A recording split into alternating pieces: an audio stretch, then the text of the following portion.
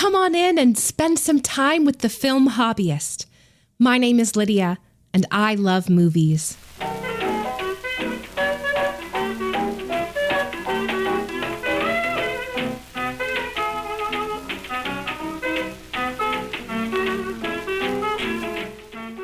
We're sitting here in my attic room.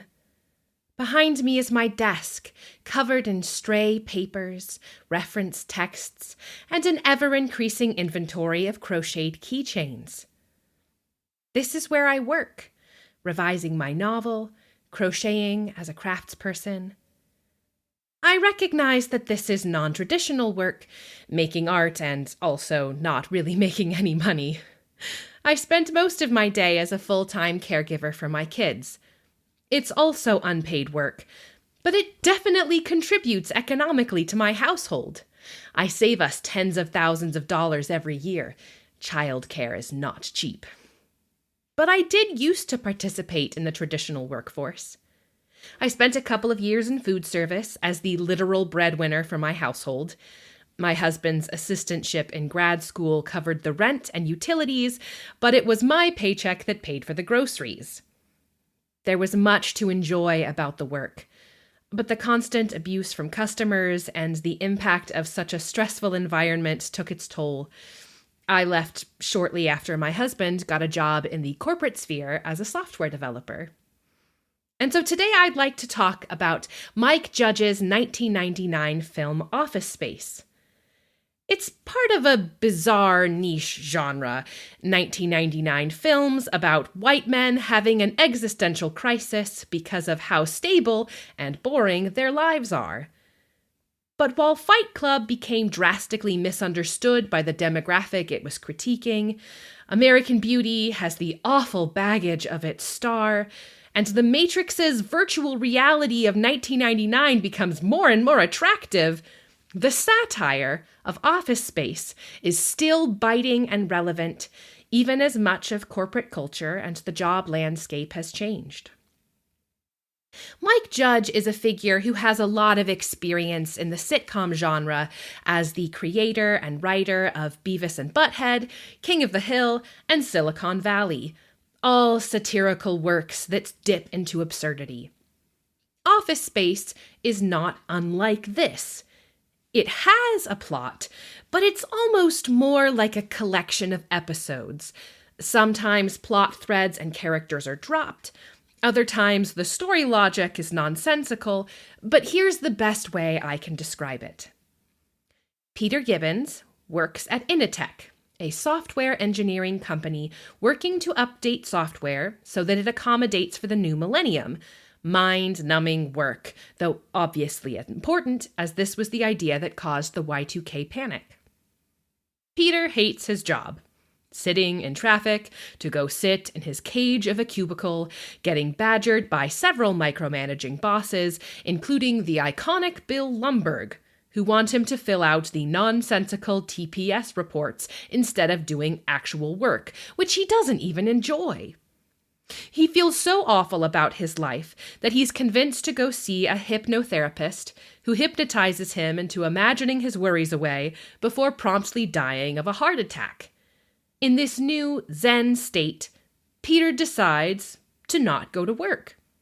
And then he decides to go in, but only do what he wants to, playing Tetris, gutting a fish, dismantling his cubicle.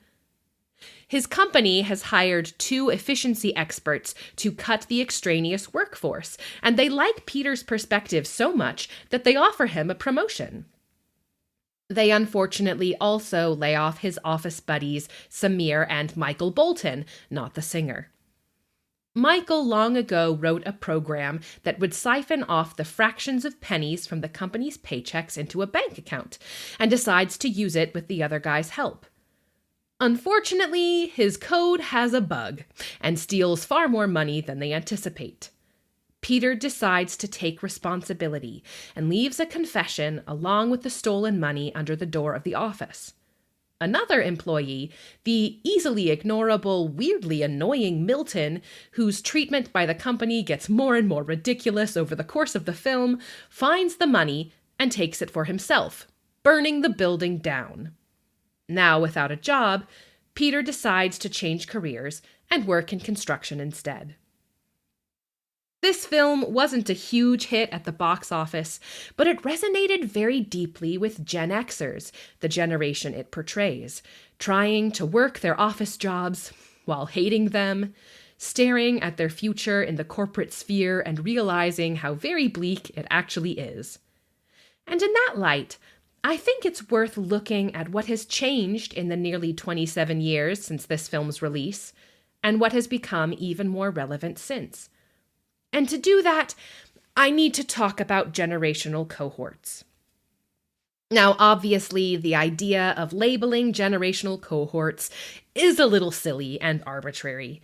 Is life really that different for people born in 1980 versus 1981? And on one level, no. But labeled generational cohorts are a valuable tool for talking about shifting ideas over time. And those demarcating years are sometimes random and sometimes not. Take the silent generation, the cohort born from 1928 to 1945. 1945 is a notable year. Obviously, there is going to be a difference for kids born under the shadow and stress of World War II and those born in a post-World War II world. But while 1928 is before the economic hardship of the Great Depression, it does ensure that all members of the so-called greatest generation before it became adults by the end of World War II, while all members of the silent generation were children during the war. And that does something to you. Having your first experiences or your first memories or your childhood innocence happen in a time of turmoil rather than the time of economic growth that followed World War II. And it does something to you as well to experience that economic growth as a young adult. This generation hit adulthood before the tumultuous change of the mid-1960s. And while some of the most influential voices and figures of that change, including Muhammad Ali, Bob Dylan, and Martin Luther King Jr., were part of this cohort, generally, the silent generation quietly worked for stability and upholding the status quo. Honestly, can you blame them? They remembered what it was like to not have enough and got to a point where they were economically comfortable.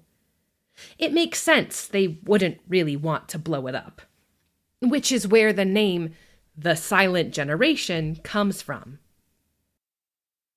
And I can't help but think of Office Space's Tom Smokowski, a co-worker of Peter's, who is terribly anxious about being laid off, and who is, actually, almost in a self-fulfilling prophecy.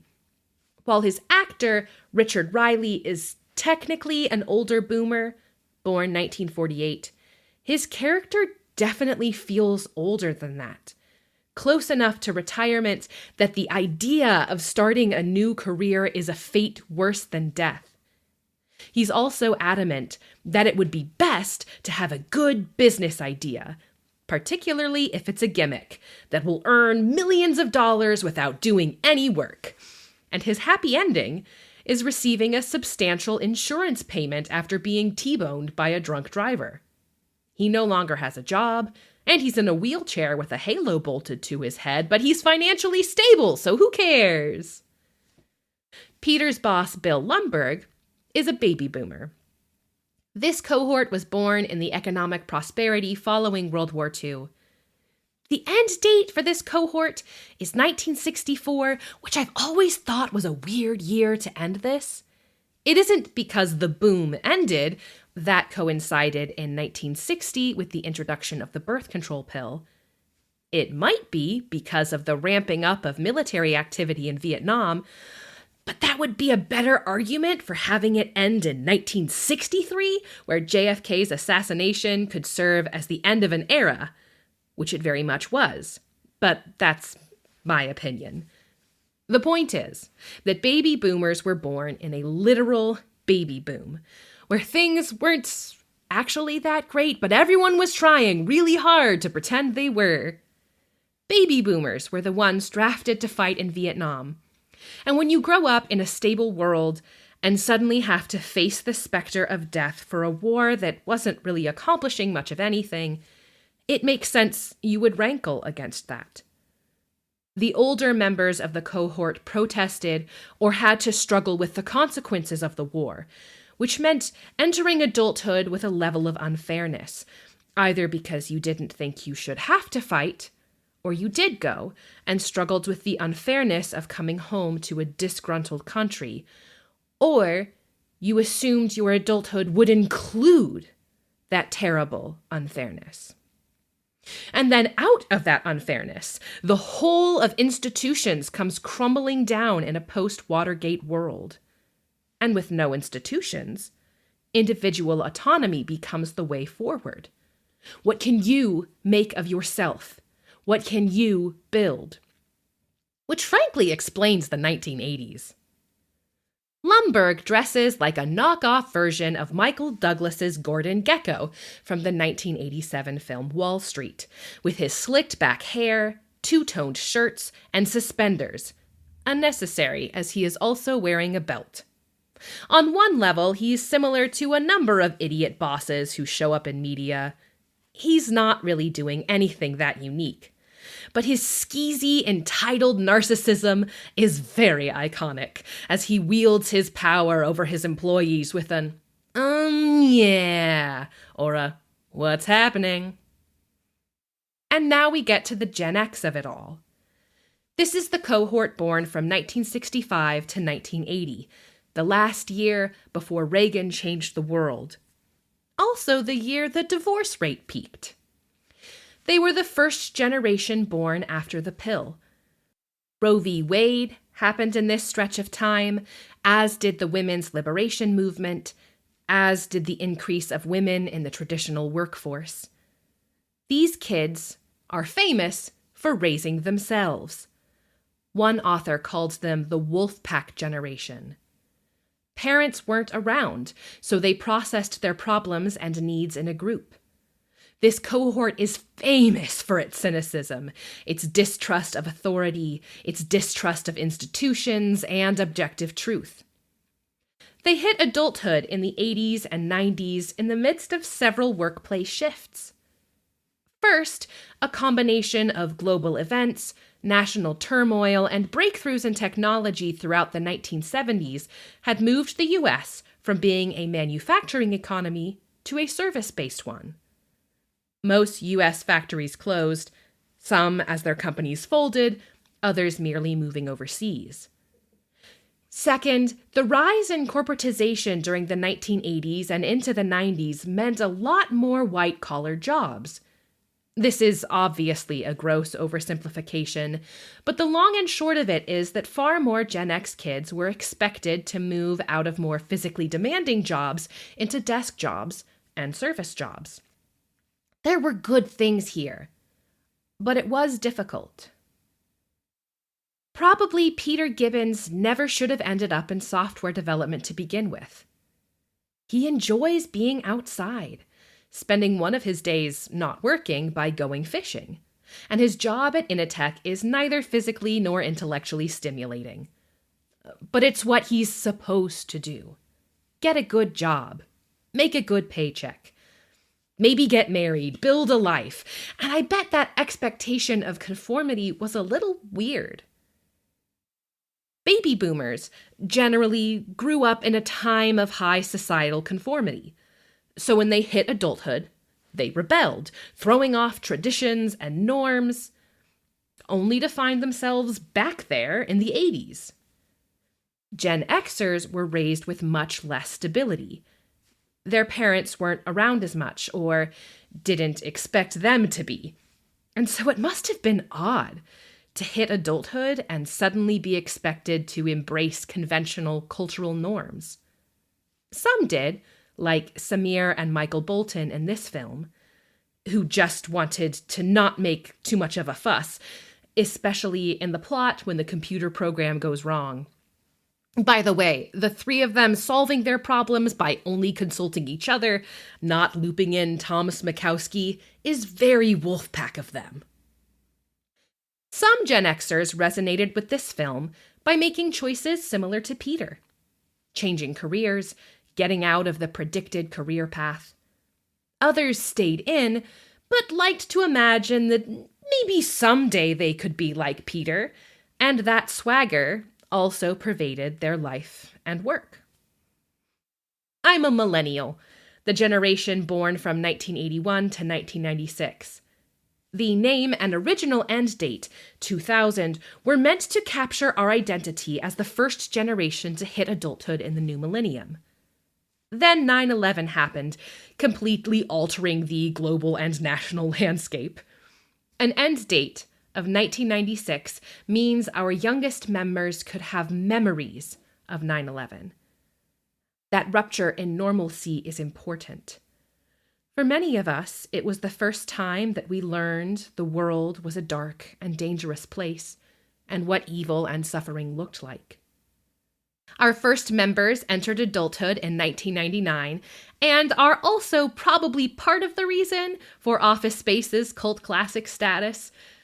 It did really find an audience among college students who were fans of Mike Judge's sitcoms as kids. But for most members of the cohort, the Great Recession hit at a point to cripple our entry into adulthood. For some, it was the event they barely survived, as younger and therefore cheaper employees at a job, which let them buy a starter home after someone else was evicted. But for most, it drastically delayed and stalled our careers. I graduated from college when the recession was technically over, but now that companies were rehiring, they were doing so with the option of picking more experienced employees. Thus, my husband kept encountering job applications for entry-level positions asking for 5 years of experience. It took him nearly a year to find a job. The corporate software development world had changed since 1999. I can see what Peter Gibbons' life would look like now if he had accepted the promotion instead of switching careers.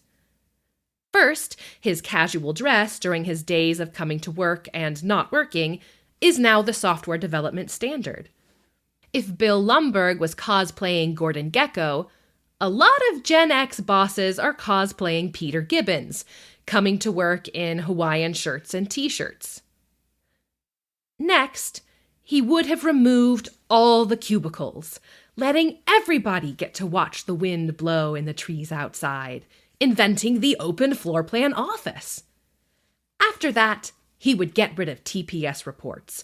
No more forms with covers to fill out. And finally, he would let people take off whatever time they needed, just as long as the actual work got done. But as much as he would change the office, it would stay the same. Many software developers wouldn't mind coming to the office in sweatpants. Having to wear polos or open button-downs isn't as comfy as all that. Next, the open floor plan office is just a panopticon. Peter got to play Tetris because Lumbergh couldn't see his screen.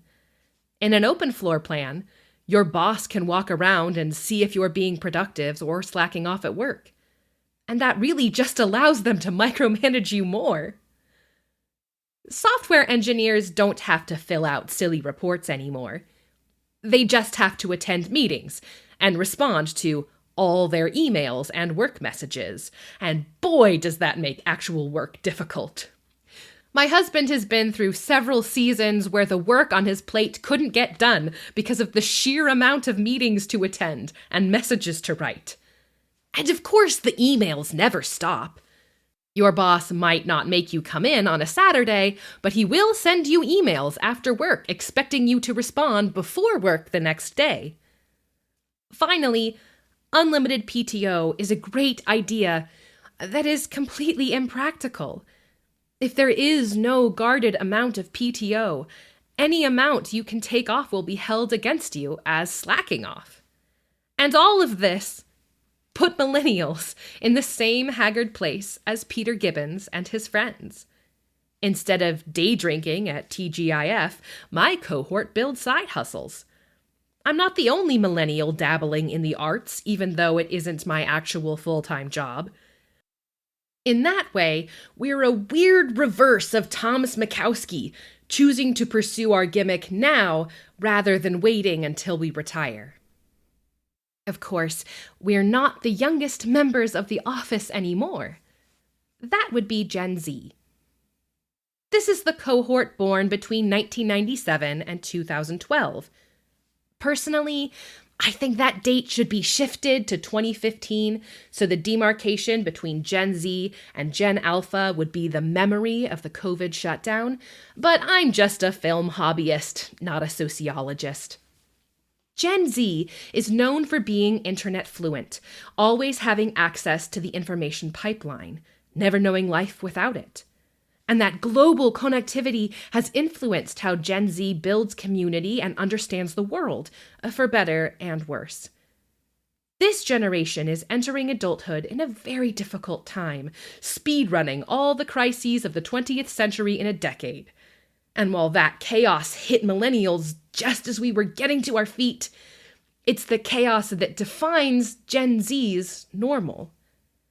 So Gen Z highly identifies with this film as well, whether that's because they are quiet quitting by not answering emails outside of work hours, or because they do not dream of labor. The idea of Peter just deciding to collect his paycheck without doing a smidge of work feels pretty cathartic.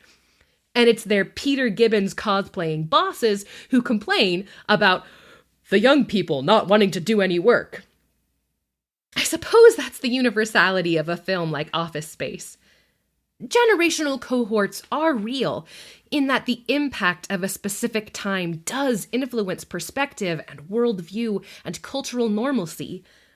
And yet, it's not an uncommon thing to struggle with adulthood, to squirm under the weight of what middle-aged, established workforce assumes is normal. In that sense, I'm certain that millennials have their own pop culture figures that we cosplay at work, our aspiration for what a good worker should be. And I'm certain that when my kids enter the workforce, their Gen Z bosses will also have faults and foibles to push against. So let's be kind to one another. Let's listen and see if maybe these cohorts don't need to mean conflict, but understanding, which may be the most millennial thing I could possibly say. Thanks for coming.